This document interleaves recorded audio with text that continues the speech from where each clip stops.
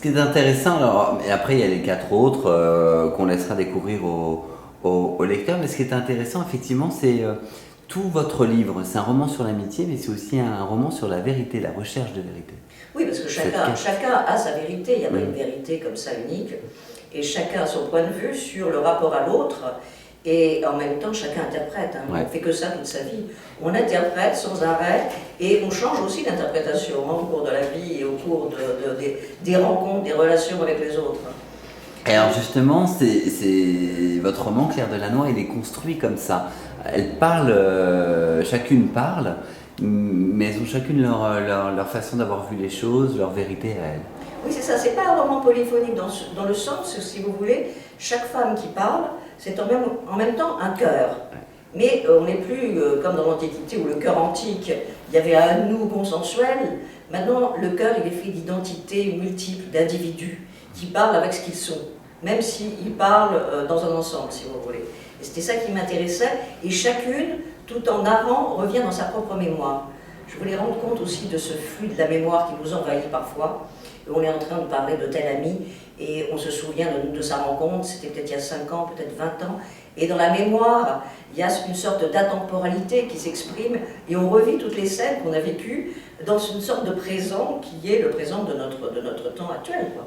C'est aussi un roman très fin psychologiquement, parce que y a des... je ne veux pas trop dire et dévoiler, mais il y a des très belles...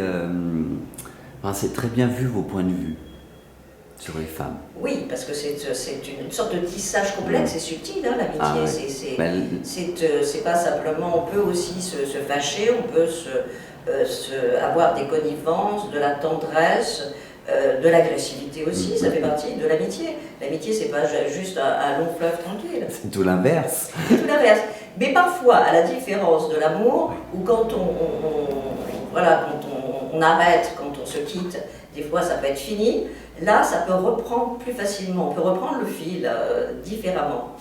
C'est quelque chose qui est très fort, l'amitié, parce que c'est peut-être plus évident dans l'ensemble de nos vies, ça n'appartient pas qu'aux femmes, mais là on parle des femmes, quelque chose de plus facile à tenir dans le temps.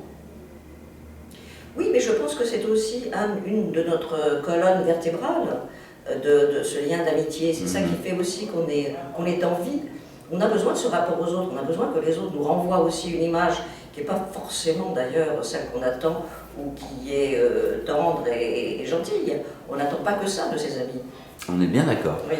Justement, et ça, on en vient justement au titre, méfiez-vous des femmes exceptionnelles. Je le trouve très réussi, votre titre, par rapport au contenu. Oui, et ce qui est amusant, vous savez, les titres, moi j'ai quand même l'habitude avec les écrivains.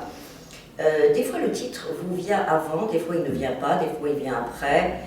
Et là, il est venu presque pas avant, mais au début du roman.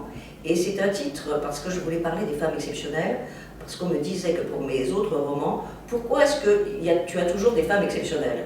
Je me suis dit, bon ben là, d'emblée, je vais mettre femmes exceptionnelles, et le méfiez-vous est venu après, si vous voulez. Mais ce titre-là, bizarrement, m'a obligé à écrire ce que j'ai écrit. Il a été porteur, si vous voulez. Est-ce que au cours de l'écriture, ces femmes vous ont donné du fil à retordre? Ah oui.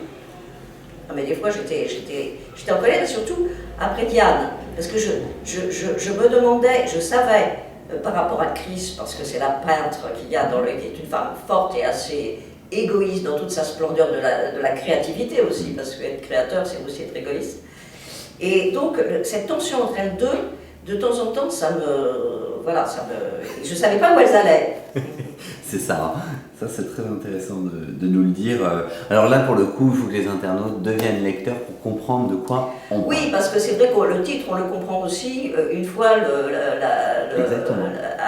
la fin, parce qu'il y a beaucoup de lecteurs qui me disent « mais je relis maintenant à l'aune de ce que j'ai appris ». Claire Delannoy, est-ce que vous voulez rajouter un dernier mot concernant votre livre, Méfiez-vous des femmes exceptionnelles, votre nouveau roman? Ben non, je voulais dire qu'il y avait aussi des hommes, et d'ailleurs que ce sont les hommes qui sont amoureux dans ce livre. Un grand merci à vous, Claire Delannoy. J'invite les internautes à devenir lecteurs, et parce que moi j'ai vraiment trouvé votre roman très joli justement sur l'amitié, sur ces femmes. Merci. Un grand merci.